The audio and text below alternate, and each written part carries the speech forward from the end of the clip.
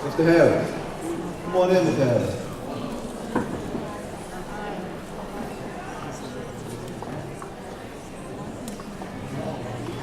Get everyone else to come on in too.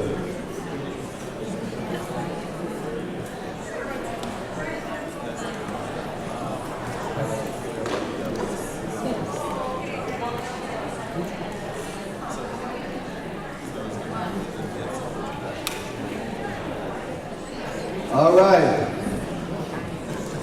One of the best things about this event is the opportunity to connect with friends we haven't seen for a while. It was cool to see our friends from Solvay. Where are you, Solvay? Yeah, right there, Solvay. But Kipsy yelled, y'all just raise your hand. Something a little different than Solvay to live in Kipsy over there. North Tonawanda, I met some folks from there. It was awesome. Francis Ithaca, we haven't seen it all summer. Thank you, Matt Knight, for joining us. Come on in. Yeah, we can get started now.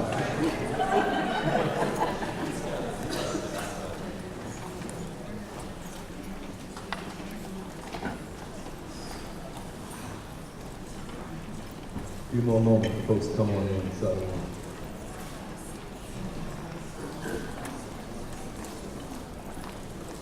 All right. We enjoy an outstanding relationship with Cornell University. Obviously, we're in their backyard. We're the biggest feeder school, from my understanding. We have a great partnership. All the major initiatives that we have in our district have some indirect or direct connection to Cornell, so we appreciate the partnership. One of the most exciting projects, from my perspective, that's happening in the country right now is what's happening in New York City with New York City Tech. The partnership Cornell has with the city and what they're building there. Derek did an outstanding job this morning of framing the why and the theory and research. You're going to hear much about the how from the speakers for the rest of the day. I said to someone the other day, every young person should be learning how to code, and every educator should be embedding coding in their curriculum. And they looked at me like I was a little crazy. But I think when you hear from some folks hoping to come to the stage, you're going to understand why it's important. Well, I'm not going to show pictures today, but I do have a little 4-year-old at home. And she's already engaged in a coding app after having had a conversation with Diane Levitt. And Daddy knows nothing about how to code, but I have a 4-year-old at home now who's teaching what to do. Again, it's a scary world, y'all. And that's why we're here today, is to talk about how to create thinkers, how to empower them, and how to learn from them. And with that, I'm so happy to welcome Ms. Diane Levitt to the stage. Welcome, Diane.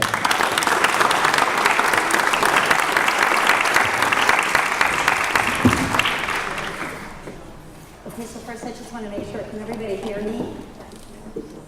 Okay, that's great. So I'm really excited to be here this morning from the New York City campus of Cornell Tech. My sister taught me to read the summer I was 3. That's actually little me. We didn't have money for summer camps, and she was bored, so we played school. But when I got to the 1st grade, I was reading on a 4th grade level, you know, reading for 4 years, and the school sent a note home to my parents, no more reading at home. My teacher said it was too hard to keep me busy. A few months ago, I sat in a principal's office of an all-girls public high school in Queens, eating pizza and talking about the future with 9 students. They wanted to talk to me about careers in technology. 9 earnest, diverse faces looked at me across the table, excited to think about their ideas for education and employment beyond high school. One of them told me she had learned to code from the Hour of Code, and another taught herself Python, a coding language, from YouTube, a video. You might be shaking your head in amazement at the tech fluency our kids seem to naturally acquire while we are all struggling to update the operating system on our iPhones. But what I thought when I left that wonderful lunch was not just how remarkable these remarkable kids are. What I thought was what an incredible amount of time we are wasting not getting these students systematized exposure to the tech tools and content that drive the world that we all live in. So wait, you may say. They have iPads and laptops at school, and that is great. And I want to say Ithaca has been in the vanguard of getting 21st century tools into the hands of your kids, and you are to be congratulated. But the T in STEM does not stand for tools. When I was in middle school, we had a one-to-one pencil program. But that pencil did not make me a writer. What made me a writer was learning the vocabulary and syntax of language, reading other people's great writing, writing myself, and having teachers and peers review what I'd read and show me where it worked and where it didn't. Today, we welcome these tech-savvy kids and their less knowledgeable peers by making them power down when they come through our doors. Yes, we give them laptops, we flip instruction, we blend learning, but we almost never give them the keys to the technology kingdom. We don't teach them how the software and hardware they're using work, despite the fact that we know they are very curious. We don't give them the tools to innovate. We don't create the problem-solving pathways that support so much other learning. It's like my first grade teacher. We're essentially telling them to stop learning more than we know, or more than we are ready to teach them. You might say, as a middle school social studies teacher said to me a few weeks ago, what does this have to do with me? It's got nothing to do with my subject matter, it's not in the standards, it's not on the test. Why does it matter? It matters because our students crave relevancy. They know that much of what we are required to teach them may never be useful. By ignoring technology, we miss the opportunity to give them something that will engage them more deeply in school and their education. It matters because computer science is essentially a problem-solving discipline. And learning the skills and strategies that underlie computing will give them a whole new set of tools for learning other subjects too. It matters because that's where the jobs are now, and will be for the foreseeable future. Lots and lots of jobs, and fewer than half the number of trained American students for those jobs. It matters because of equity. Women and minorities are underrepresented in tech majors and jobs. In fact, across the board, women, African Americans, and Latinos are in the tech workforce at about half the rate that they're in the general workforce. Half the rate.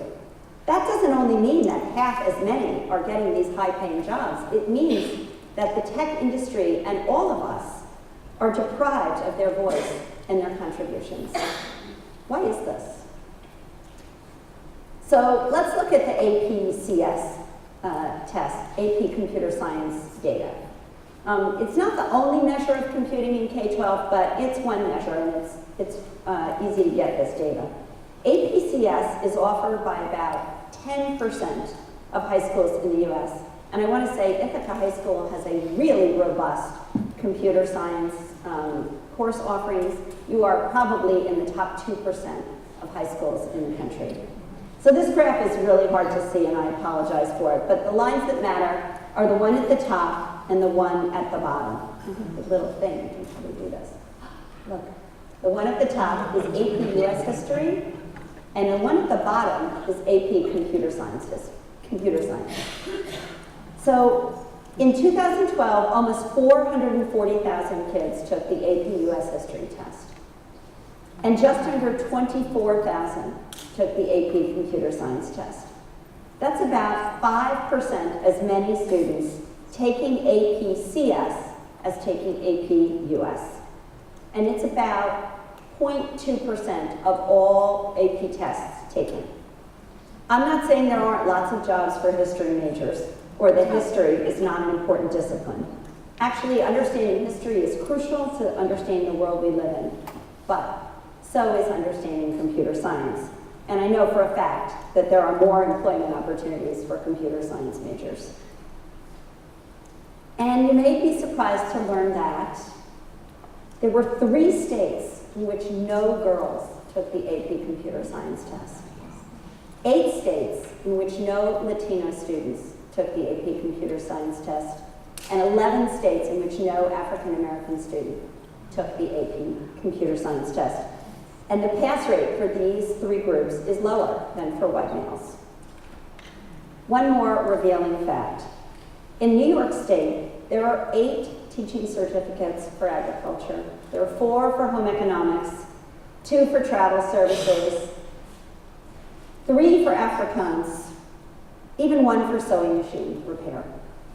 There is no teaching certification for computer science in the state of New York. New York's not alone. This is true for most states in the country. But this is a big reason why we have no computer science classes, because we have no computer science teachers. We have teachers who are knowledgeable and know it, but we don't have a training and a hiring mechanism for that. So perhaps we can agree that we need to get our students and ourselves digital ready. Janet Napolitano, president of the University of California system, and the former governor of Arizona and our Homeland Security Secretary, said it very well. Public schools were designed as the great equalizers of our society, the place where all children could have access to educational opportunities to make something of themselves in adulthood. The place where all children could have access to educational opportunities to make something of themselves in adulthood. Like her, and I suspect like you, I believe that we make a promise to children that we're going to get them ready for the world. And today, that world is digital. But what does that really look like for a K-12 teacher? You might fairly say, I think we've got enough on our plates with Common Core, next generation science standards, students with a wide range of needs and abilities, new technology that we've got to learn and master, budget challenges. I get it. I do. I also understand that most of us are not subject matter experts when it comes to technology. For instance, I have my bachelor's degree in women's studies and my master's degree in early childhood education. I started my career as a kindergarten teacher. When I taught a lesson to teachers recently on sorting algorithms, I was definitely way out of my comfort zone. But I believe we can all get to the place where we understand the basics of computing and learn how to get out of our own way by becoming our kids' technology coaches, by changing this part of their education from listening to doing. And we should all understand how computing relates to our discipline, because no matter what you teach, it does. You may know that Cornell Tech is a new campus of Cornell University in New York City, focused on the digital disciplines and the information age. The campus overlays business, computing, and engineering disciplines with the key technology areas of media, health, and the built environment to create a rich, interdisciplinary network of research and graduate education. It also has a core commitment to K-12, which is why, even though I'm working on a graduate school campus, my role is to bridge the university and the campus to the K-12 education system, both in New York City and here in Ithaca. As we speak, we're developing curriculum that I think will help make teachers and students computationally literate. We want you to understand the way software, logic, algorithm, code, and debugging affect your life. We want all your students to see the academic and career paths available to them if they're interested. We think every student is entitled to this literacy. Remember, we don't just teach soccer to kids who are going to play in the World Cup. We don't just teach music to children who are going to Juilliard. We think this is a part of everyone's learning to get them ready to be great citizens in our democracy. So it seems like a huge jump to make a difference, but it doesn't have to be. A few years ago, our students had no regular access to computing education, but things are changing. Last year, Code.org and others launched the Hour of Code during Computer Science Education Week. Perhaps you heard about it or participated in it on your own or with your students. The Hour of Code is an opportunity for everyone to learn computer science for an hour. There are lots of resources online that made this possible without computer science teachers. Almost 40 million people participated. The original videos launching the Hour of Code were deliberately timed to coincide with when high school students were enrolling in classes to try to drive more computer science enrollment.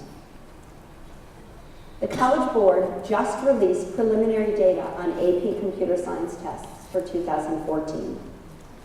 AP Computer Science is now the fastest growing AP course in the country. 1/3 more students took the test this year in 2014 than in 2013. 1/3 more students. The representation of female and African American students rose 8%. The representation of Latino students rose 10%. The numbers still do not reflect our population, and we have lots of work to do. But now we know that even this modest effort, 1 hour, can make a huge difference.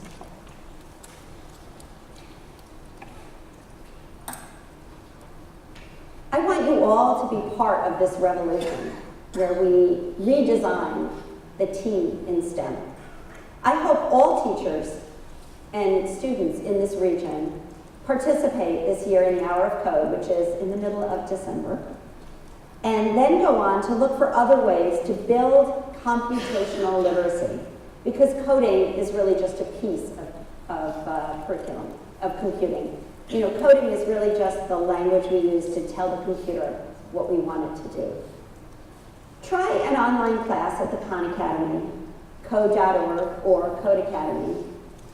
Cornell Tech will be providing the curriculum we are developing to the Ithaca City schools and others in this area at the same time we deliver it in New York City. I want you to reach out directly to me if you want something more or something sooner. Whatever you do, whoever you teach, I want you to urge your students, all your students, to believe they can and should know more than you do about the digital world, and to be their coaches and mentors and their cheerleaders on this journey. Thanks very much.